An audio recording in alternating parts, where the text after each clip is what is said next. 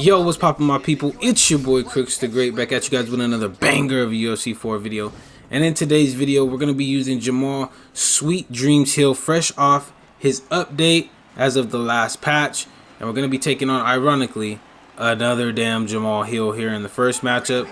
This matchup's against the Division 15 guy, but for those of you guys that know me and that have been watching my streams for a very long time, this is a very special video because I hate fighting in light heavyweight and heavyweight. These are some of the worst weight classes in my opinion to fight in, just because they're so slow. They're very stuck in the mud in this game, but it is what it is. So here with Jamahal Hill, for those of you guys that haven't used him, he has 98 power with 94 punch speed. He's very, very good on the feet. He's decent enough. His grappling is decent enough, especially after this latest patch. But you primarily want to be on the feet with him. But you want to try to space out what you're doing and crack your opponent with good counter shots and good timing. That's what's going to get you some finishes with Jamahal Hill. So that's what you guys see I'm doing here. I'm trying to take my time, trying not to overcommit on combinations, but we are landing some good, powerful shots. My opponent's just pressuring forward. We go right there to the body. Popping off the nice jab. Catch him right there with a clean two-piece as he hit us with a body kick. And the one thing that surprised me with Jamahal Hill is he's very, very quick on his feet. He would seem, you know, when you use longer fighters in this game, they tend to move very, very slow. They're very blocky. But not him. He moves very fluid for being 6'4", 6'3", 6'4". I think that's what he is in real life, as well as on the game. But he moves very, very nicely. He moves like a Yuri Prohaska in this game. So I was very, very surprised. So we're feinting off the straight. Catch him right there. He goes with the nice block breaking combination. Now, when you guys see somebody throw that, you need to be aware that they're probably going to throw that again, just probably in a different variation. So we're going to be aware of that as well. You see, I'm not panicking just because I got block broken.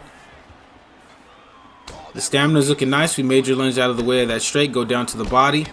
Trying to put him in a little bit of a mixer. And we're just doing a good job of landing single strikes when we feel like he's going to be moving forward. So we miss on the jab, but we avoid his jab straight. Still just being real patient. Feinting the jab straight. Trying to mix it, trying to throw off his timing. That's what I feel like a lot of people would benefit. A lot of newer players is learning how to use your feints, feinting your way into the pocket, so that way it just kind of overloads your opponent's senses, and it makes it harder for them to time counter strikes as well. So if you don't use that, I'd highly recommend doing that, especially in the heavier weights if you do like fighting that heavyweight.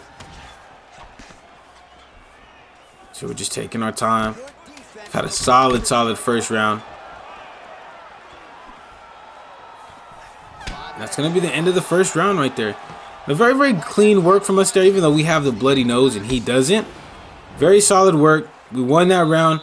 Now in the second round, we're going to try to pick it up a little bit more. We're going to try to be adjusting to his style of play, but I know he's going to be making adjustments as well.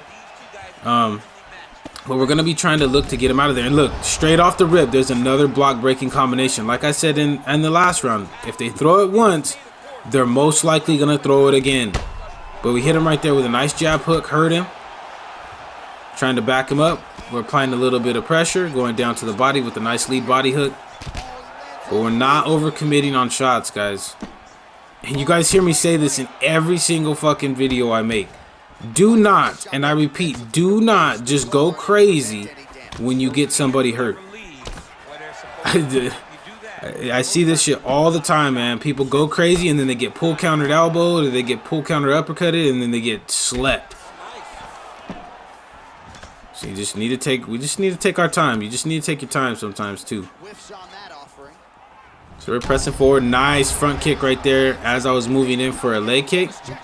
Got him a quick little rock. That's all right. Nice uppercut off the lean.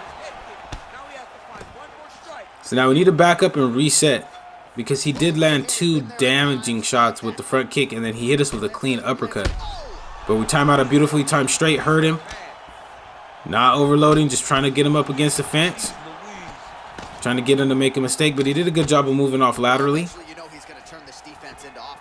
Right there, the slip straight did its job off the missed front kick. Go down to the body, then back up to the head. Crack him right there with a clean straight head kick.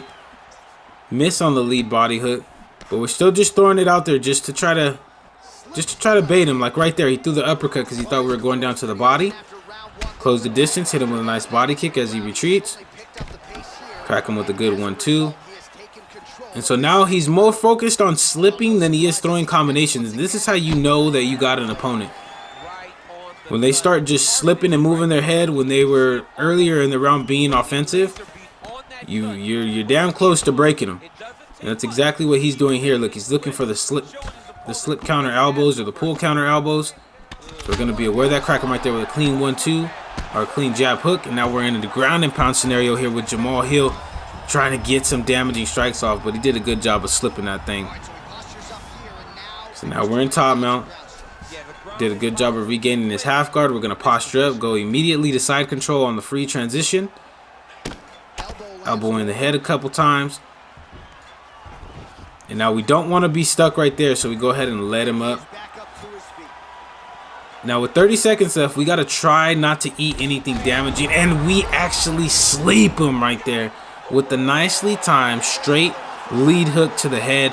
That 98 power finally came through and did its job. Good fight to that guy, but with that being said, let's go ahead and jump into the next fight that I do have for you guys here on the video.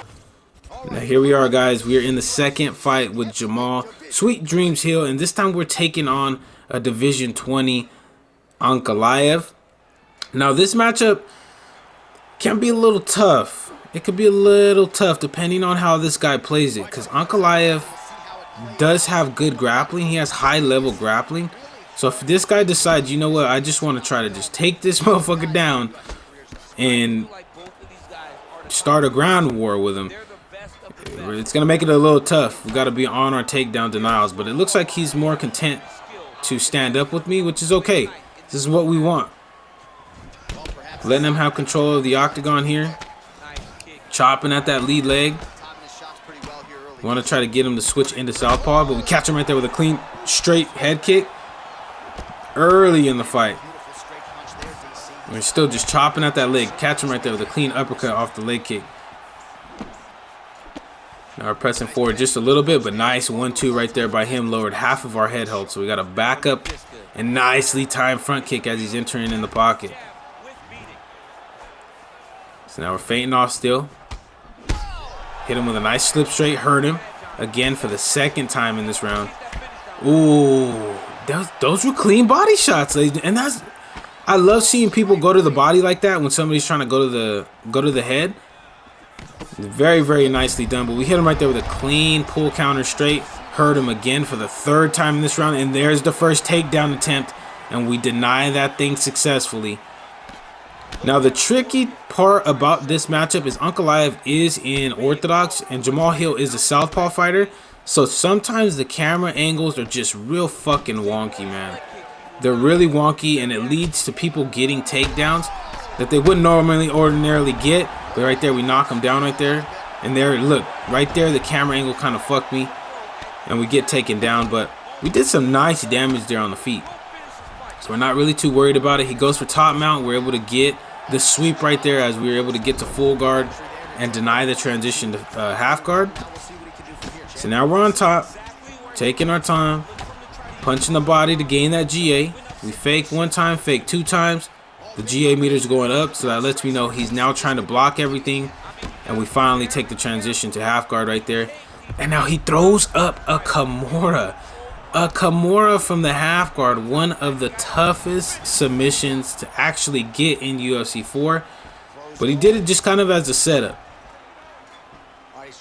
So here we're back in the half guard. We try to go for side control, and now he's going to go for it again.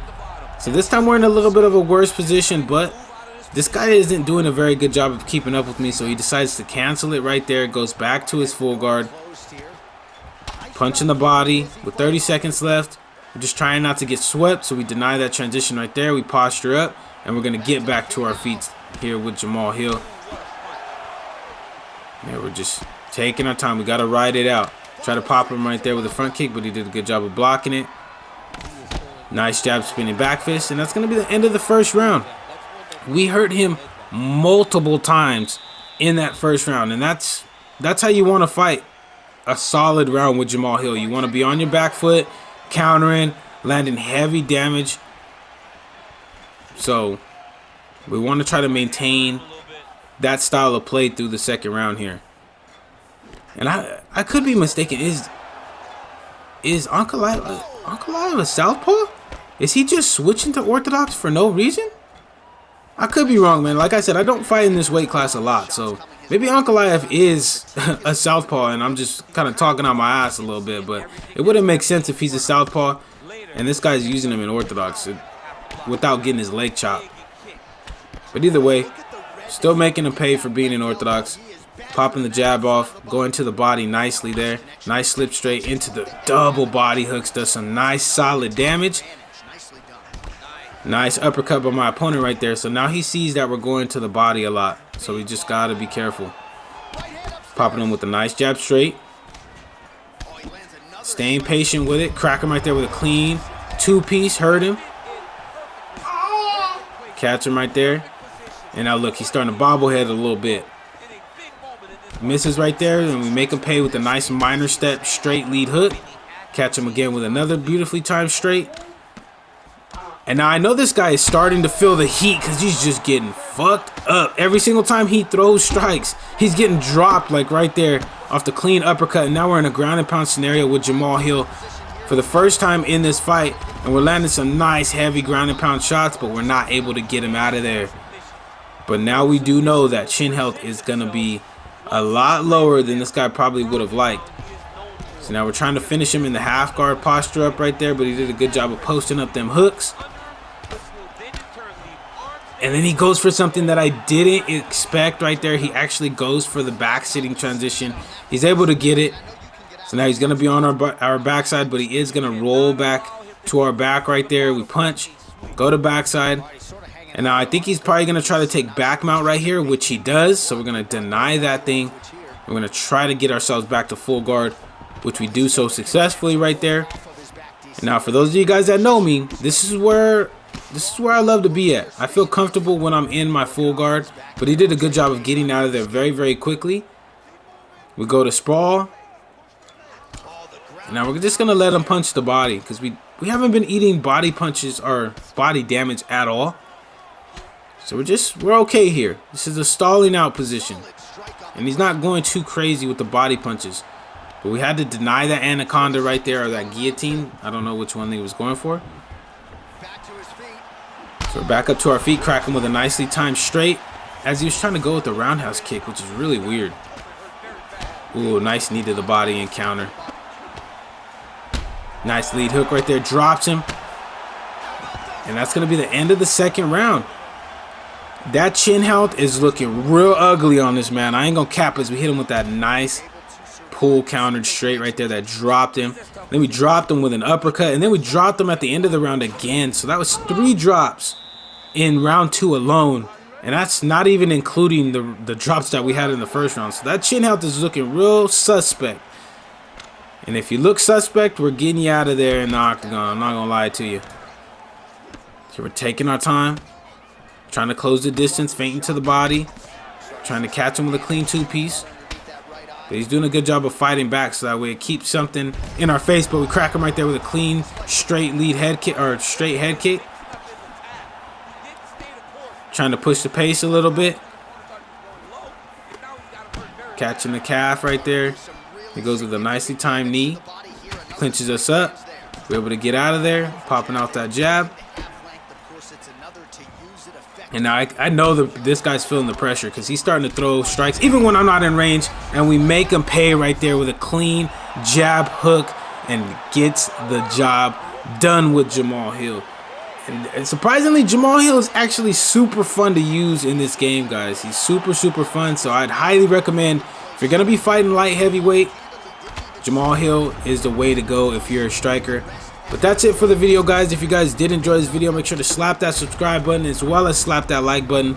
If you're new to the channel, I do post UFC 4 content on this channel daily. But until the next video, guys, take it easy, be safe, enjoy the rest of your guys' day, afternoon, evening, depending on where you guys are watching this from. And I will see you guys in the next video.